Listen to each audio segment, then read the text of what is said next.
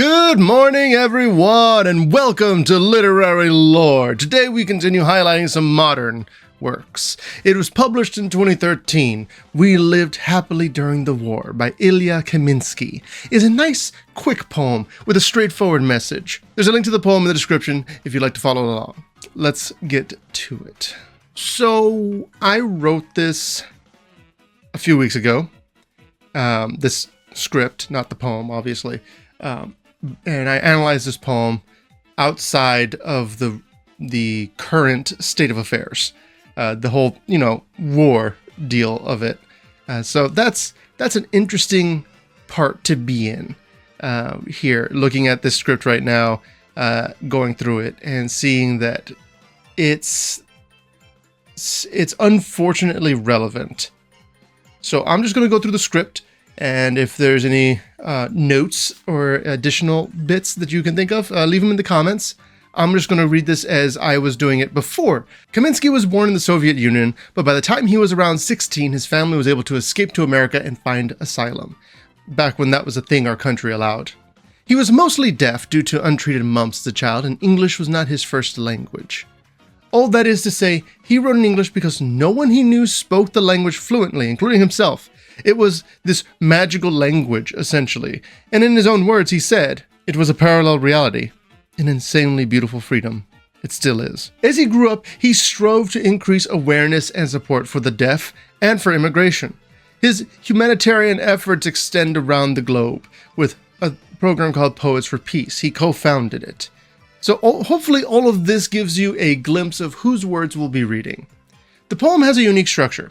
But for the sake of digestibility, I will be reading it in 2 chunks. It's a quick read, and I highly suggest that you go read it yourself first. And when they bombed other people's houses, we protested, but not enough. We opposed them, but not enough. I was in my bed.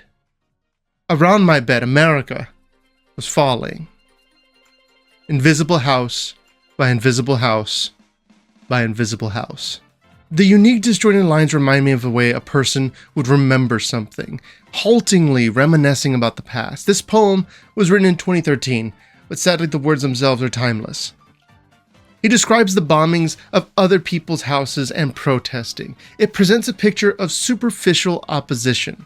It's possible that there's the usual level of protesting and the subsequent lamentations are a result of seeing that they didn't get the results they wanted and simply gave up.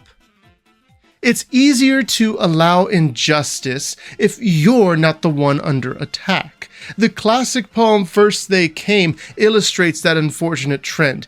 If you don't know what I'm talking about, I suggest looking that one up as well. But continuing our analysis, the choice to be comfortable over the effort/risk of protest is illustrated by the statement, I was in my bed. Not only that, but they describe America falling around them. At first I thought it was referring to the people being left to whatever oppression was bombing houses, but then I realized America doesn't get bombed particularly often. While our country has been in a lot of conflicts over the past few decades, a very large number of conflicts, with several more on the horizon. And as we become a wannabe imperialist power, I consider the falling of America not being to an enemy nation and more of a critique of morality. With each person that chooses complacency, to be invisible, it's choosing to surrender in the war against injustice. But let's see where this poem goes from here. I took a chair outside and watched the sun.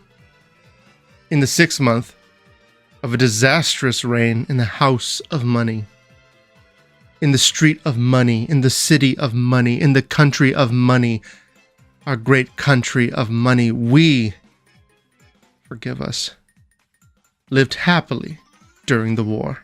Going outside, enjoying the sun, doing nothing, while another country's homes are bombed. We can sit outside in leisure. We don't do anything because it's in our best interest to let the gears keep turning unimpeded.